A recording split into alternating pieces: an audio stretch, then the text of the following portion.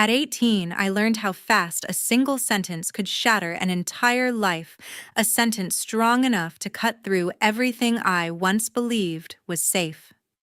It turned me into someone I barely recognized. I am Autumn, raised in Pine Hollow, working part-time at a family grocery store to save for college.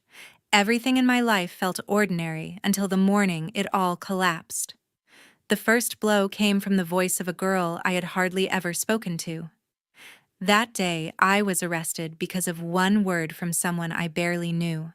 That morning, people pointed at the safe in the office and whispered that I had taken $5,000. I tried to keep steady while the store owner looked at me with disgust and repeated the accusation as if it had already been proven.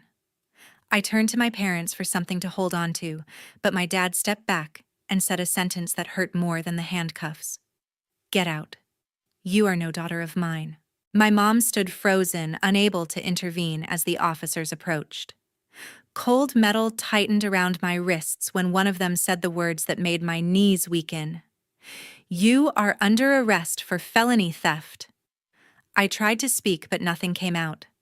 I remember neighbors watching from their porches. I remember the feeling of everything I had worked for being wiped away by a single lie. 6 months later, a man appeared and revealed the entire truth. That was also when they began coming back begging for my forgiveness. "If you do not mind, tell me the city you are living in and the time you are watching this. I want to see how far this story has traveled." Before everything spiraled into accusations and chaos, my routine at the Davenport store followed a predictable rhythm that helped me feel grounded through most days. I usually arrived early enough to count the register, check the inventory notes from the previous shift, and make sure the bookkeeping sheets were ready for the manager. Those tasks might sound simple, yet they carried a steady pace that kept me focused on saving for community college. The store had its slow mornings and hectic afternoons, but I understood its patterns well enough to navigate any rush with patience. I often reminded myself that each hour spent behind the counter brought me a little closer to leaving Pine Hollow for something better. During those months, I worked closely with my coworker Kendra, who handled the bakery display and helped me restock shelves whenever the evening shipments arrived. Kendra liked to talk about movies while we organized the aisles, which softened the monotony of long shifts. Although we were not best friends, we respected each other's space and shared a quiet understanding that made each day less heavy. Her steady presence provided a rare sense of comfort that I did not recognize as valuable until everything turned against me. The atmosphere changed when the owner's daughter, Harper Davenport, began spending more time at the store. Harper had returned home after leaving her previous job, and she treated the store as if she needed to prove something. She watched how I handled customers and corrected the smallest details, even when her corrections made no difference. Her comments rarely sounded aggressive, yet each remark felt designed to remind me of her authority. She often stood near the counter while I worked, pretending to tidy receipts, as she observed my movements with quiet suspicion. Those moments created a tension that clung to the air even when no one spoke. Despite that tension, the store maintained a strict process regarding cash flow. Every day, the manager recorded deposits, sealed envelopes containing register totals, and placed larger amounts inside a locked drawer in the office. The policy required us to secure any amount above $5,000 before closing. I had performed that step many times without incident. The procedure helped protect the store, yet it also meant that anyone near the office could easily be blamed if something went missing. I never imagined such a thought would matter, yet I later realized how fragile trust became when money vanished. One evening, I finished my register totals during the last hour of my shift, while Harper arranged items near the front. She hardly spoke, although she kept glancing toward me with an expression I struggled to interpret. The store quieted as customers drifted home for dinner, leaving only the hum of the refrigerator units behind us. I placed the cash envelope in the office drawer according to protocol and returned to the counter. Harper passed by the doorway and looked into the office for a moment, then stepped outside to make a phone call. Her expression held something sharp, but I convinced myself it was nothing unusual. When closing time arrived, I wiped the counter and prepared to leave. Mr. Davenport entered the store with a stack of documents and paused near the office. I noticed his expression shift as he opened the drawer, then he called out in a voice filled with tension. "Whoever touched that drawer last is responsible." The next morning began with a sharp rhythm against the front door that cut through the silence of our hallway like a warning no one understood until it was too late. I had barely pushed myself out of bed when Mom hurried from the kitchen with a worried glance that settled directly in my chest. Dad was already standing near the door with the stiff posture he used whenever he expected trouble, although he had no idea how much heavier the truth was about to become. I reached for the handle still half awake and opened it to find two uniformed officers on our porch with unreadable faces. The one in front spoke first and introduced himself as the officer Deputy Mitchell before leveling a direct look at me. "Autumn Davenport. You're under arrest for theft." His tone carried no hesitation, as if the accusation had already been carved into stone long before he arrived. I stepped back in shock while Mom reached for my arm, but Dad's reaction came faster than mine. His voice rose with anger that felt reckless in its certainty when he demanded to know what I had done. Mom tried to speak between us, yet her voice grew smaller each time Dad insisted that the officers must have had a reason to show up at our door so early. Mitchell repeated the charge and added that a witness had already provided a full statement. Hearing that made my stomach twist because there was only one person who would have spoken to them that quickly. Harper had given her version long before anyone asked for mine, and she had likely spoken with the same confidence she used whenever she wanted something to become the truth. Mitchell explained that her claim placed me as the last person who accessed the office drawer before the money disappeared. I attempted to form a sentence that could counter her words, although the officers barely paused long enough for me to breathe. Dad shook his head with disappointment that cut deeper than the accusation itself. Mom tried to stand between us and insisted there had to be a mistake, yet she was pushed aside gently when Mitchell stepped forward with handcuffs. Cold metal wrapped around my wrists as he began reading my rights with a steady cadence that made the moment feel unreal. The sound of each phrase echoed in my ears with painful clarity because I knew every word was dragging me farther from the life I recognized. I barely felt my feet move while they guided me toward the patrol car. Mom followed behind us with shaking hands that kept lifting as if she wanted to reach me, although Mitchell advised her to step back. The door closed beside me with a firm click that created a space too small for the panic building in my lungs. I stared at the seat in front of me with a tight throat, trying to understand how Harper's accusation had become the foundation of an entire case. Mitchell spoke to the driver about transporting me, although his words blended together in a distant blur. The ride to the station felt longer than any road I had ever traveled, even though I refused to look out the window because I could not bear the idea of seeing neighbors stare. My thoughts circled the same question over and over because everything depended on why Harper had chosen to blame me. The fear from that uncertainty followed me all the way into the interrogation room, where fluorescent lights washed the walls in a harsh glow. When the door shut, another officer entered with a folder under his arm and sat across from me like someone preparing to deliver a verdict. He placed the papers on the table, leaned forward with deliberate calm, and spoke the line that stripped away every remaining shred of hope. "The evidence points to you." Unless you want to explain, his stare waited for an answer I could not form, because every explanation I had relied on a truth no one seemed willing to hear. The first weeks in detention blurred together until time felt like something distant rather than something I could count. Routine replaced every familiar part of my old life, and silence settled into the corners of each day in a way that made everything feel heavier. I tried to keep my thoughts organized, yet the lack of control over anything around me pushed me into long hours of quiet reflection. I stopped waiting for someone to prove the truth for me, because waiting brought more frustration than comfort. My cellmate Marissa introduced herself the second night, and her steady presence softened the sense of isolation that had grown since my arrest. She had an open way of speaking that made it easy for me to share small pieces of my situation without feeling judged. She listened without offering false hope or dramatic advice. Her calm made the nights less unbearable, and our conversations became something I held on to when the days stretched without change.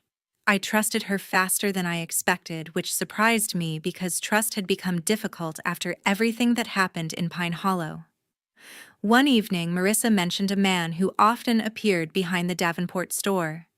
She said he carried an old backpack and spoke to people only when he needed food or directions. She told me she had seen him many times before her arrest. The detail caught my attention because I had never noticed him during my shifts yet. The way she described him felt oddly connected to the loose ends in my mind. I began to wonder whether someone outside the store had seen something important on the day the money disappeared. The thought gave me a strange kind of energy that pushed me through the following days. Rumors about my case traveled through Pine Hollow faster than I expected. People repeated the accusations without hesitation because the store owner's daughter Harper had offered a confident version of events.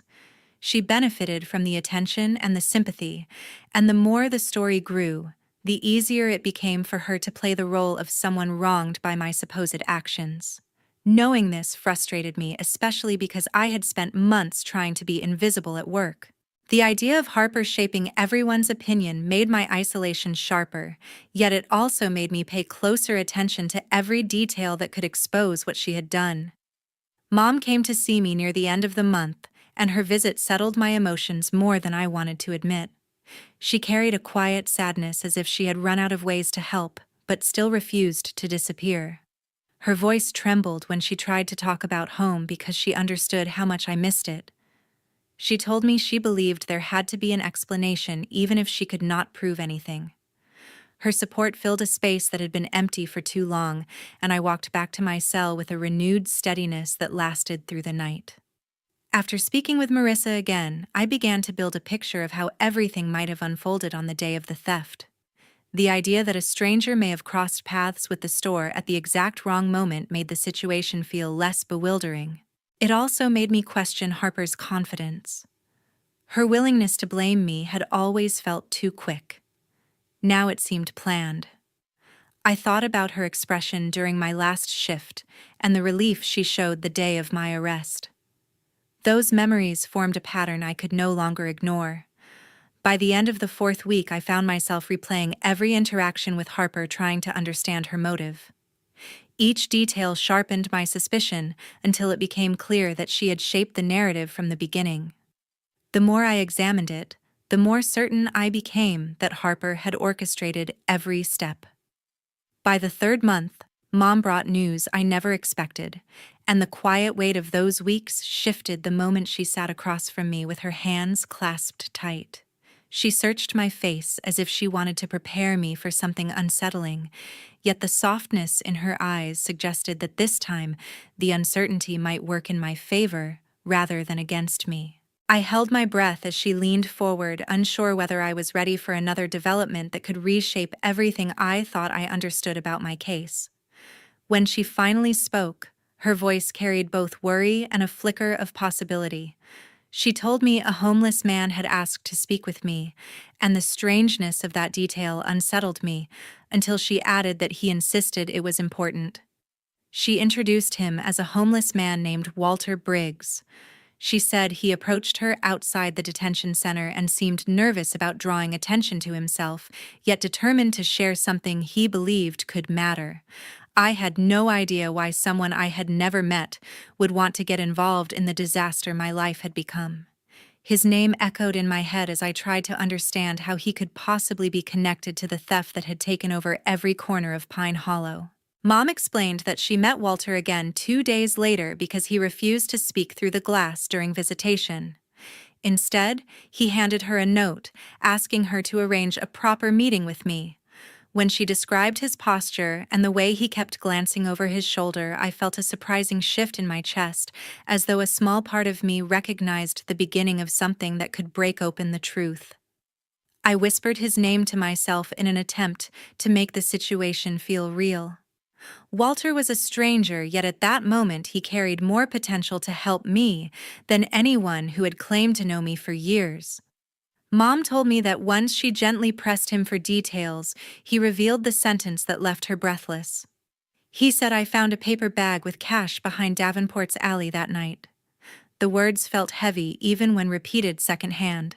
I leaned back, trying to steady myself, because this was the first time anyone had described something that aligned with what I had suspected. According to Mom, Walter admitted that he kept the money because he feared the police would accuse him once he came forward. He told her he never meant harm and had planned to return it anonymously, but the investigation grew louder every week until he became afraid of being seen as the culprit. Mom said she realized she could not handle this alone, so she turned to my lawyer, Aaron Whitford. She introduced Aaron to Walter and explained that he carried information that might challenge the official narrative. Aaron listened without speaking for several minutes, and then she began to outline a plan that made the situation feel less impossible. She believed Walter's account could be verified through back alley data, nearby cameras, or even gas station footage that might show someone discarding the bag. Her confidence steadied me in a way I had not felt since my arrest. Erin visited me the next day and explained her next steps carefully.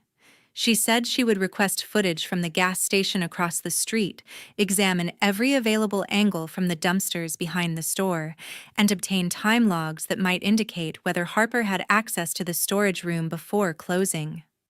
She believed the smallest overlooked detail could expose why the missing money ended up in a paper bag behind the alley.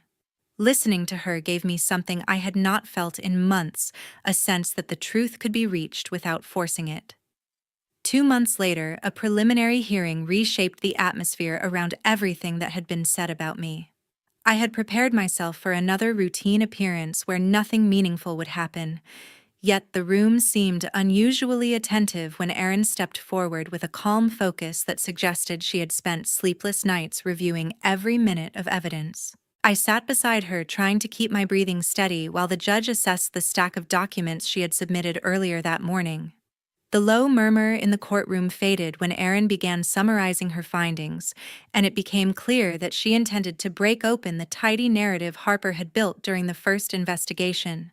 Erin began by addressing the timing of the door behind the store, explaining how the recorded log showed a manual override at a moment that did not align with the timeline in Harper's written statement. She worded it carefully, allowing each detail to land with weight. She mentioned that this discrepancy had gone unnoticed because the earlier review had focused only on the front registers, yet the door log was crucial since it allowed access to the exact alley where Walter had picked up the paper bag. Her tone remained steady while she explained that the override occurred after my shift had ended, a point she repeated with deliberate clarity so the judge would see the significance without confusion. As Erin reviewed the security footage from the gas station near Davenport's alley, the monitor displayed still frames with timestamps that matched the moment Walter described.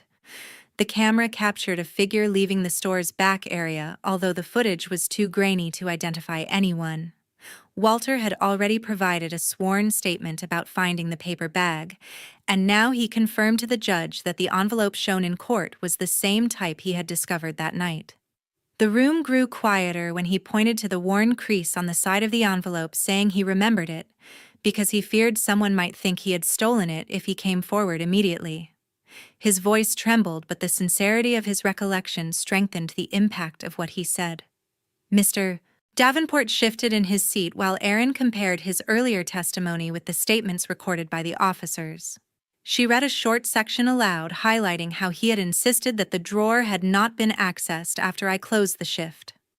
She then pointed to the door log again, emphasizing how the override contradicted his claim completely.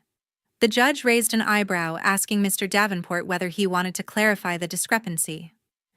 He attempted to respond, yet his explanation wavered as he tried to insist that he might have remembered the details incorrectly due to stress.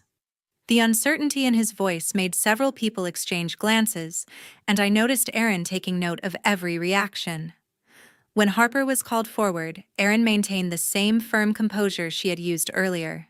She began by asking Harper to confirm the timeline she had provided during the initial investigation. Harper repeated her version, yet her sentences grew slower as Aaron displayed the footage again. Aaron waited for the right moment before asking the question that caused the first ripple through the courtroom. Why does your timeline not match the footage? The silence afterward felt heavy. Harper hesitated, attempted to suggest that the person in the footage might have been me going out a second time, and then faltered when Aaron reminded her that I had clocked out before the override occurred. The judge leaned forward slightly, observing Harper's shifting expressions as she tried to correct herself. The judge eventually stopped her and announced that the inconsistencies required a full trial where all evidence could be examined under stricter procedures. My stomach tightened when those words were spoken, because the decision meant everything would finally unfold in a public setting where every lie would be challenged. As the officers escorted me back toward the holding area, Aaron leaned closer and whispered that this hearing had changed the trajectory of the case. Her voice carried a quiet confidence that I had not heard earlier, and for the first time in months I sensed that the truth had begun to surface in a way no one could ignore. The day of the formal trial opened with a courtroom packed beyond capacity. I felt the weight of every stare as I walked to the defense table beside Aaron, who organized her notes with a focus that steadied my pulse. The judge called the room to order, and the first witness summoned was Harper, whose posture revealed a tension she failed to hide. Her voice carried a brittle edge when she recited her original claim, yet each detail clashed with fragments of testimony given in earlier interviews. Aaron rose with a calm that cut through the charged silence, and her questions pushed Harper into a corner where hesitation began to replace certainty. The judge watched closely as Harper tried to rebuild her narrative, but the pressure stirred inconsistencies that weakened each sentence she attempted to deliver. When the prosecutor finished, the judge instructed me to step forward, and my legs carried me to the stand with a quiet determination that replaced the fear I had once felt.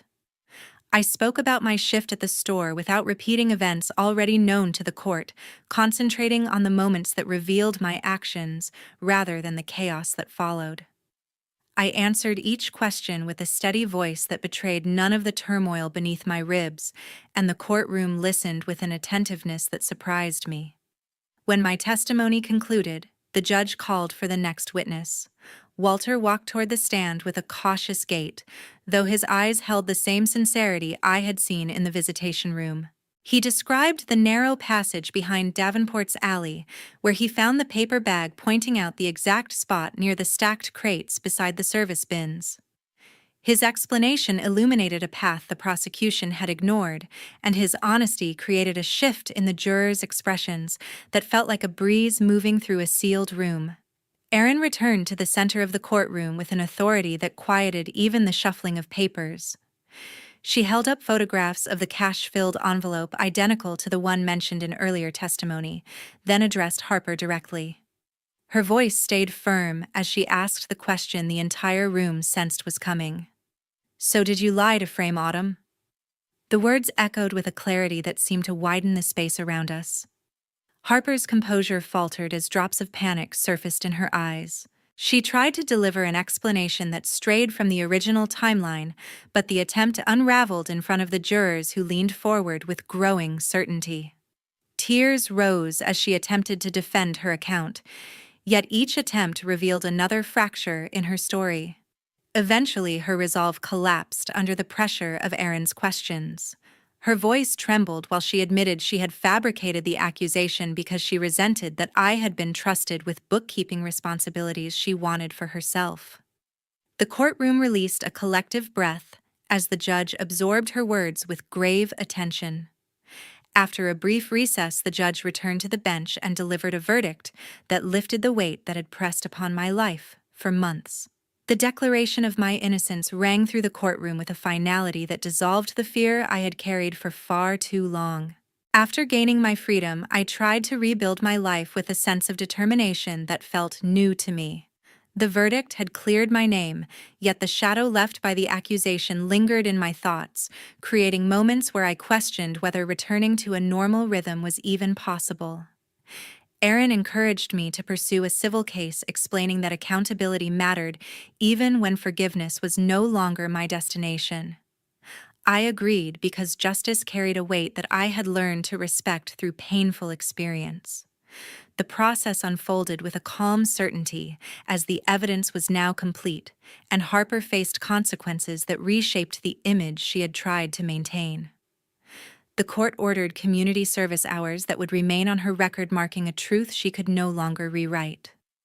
I watched her avoid my eyes during each hearing, sensing that guilt had finally stripped away the confidence she once held when she accused me. Mr. Davenport faced a different outcome because the civil ruling forced him to accept responsibility for negligence, and the result damaged his reputation throughout Pine Hollow. The store lost customers at a rapid pace since people no longer trusted the environment he had overseen, and it eventually closed after decades of business. I expected to feel satisfaction, yet what I felt was emptiness because the place where I had once worked with simple hopes now carried memories that I no longer wished to revisit. Dad reached out several weeks after the final ruling and asked to meet so he could apologize in person. I listened to his message more than once, feeling the hurt surface in ways I had tried to suppress, but I could not bring myself to see him. His words had been final on the day he pushed me away, and even though regret had changed his tone, the damage remained deep. I chose not to reply because silence felt like the only boundary I could manage without reopening a wound that had only begun to close. I left Pine Hollow soon afterward, carrying a small suitcase and a sense of hope that came from distance rather than reconciliation. I moved to a town where no one recognized my face or my past, allowing myself to breathe without the weight of unwanted stories circling around me. Starting over was difficult, yet every step reminded me that healing does not rely on the approval of those who once doubted me. I built a quiet routine, found a modest job, and allowed myself to imagine a future shaped by my own choices rather than the lies that once defined me. There was no reunion or warm resolution, only a decision to move forward without looking back. Rumors can travel faster than truth, especially when fear and judgment push people to believe the simplest explanation instead of the correct one. I learned that trust must be earned with care because once it breaks, the pieces rarely fit together again. Mistakes committed in anger or jealousy create consequences that linger long after apologies arrive, and even when justice finally catches up, the scars remind us that truth may be delayed, but it never disappears. Thank you for spending your time listening to my story. It means more than you can imagine because sharing it allowed me to reclaim a part of myself that I once thought was gone forever. I hope you felt something meaningful while following each chapter. Before you leave, I would love to hear your thoughts about the choices I made and how you might have acted in my place. Your perspective truly matters.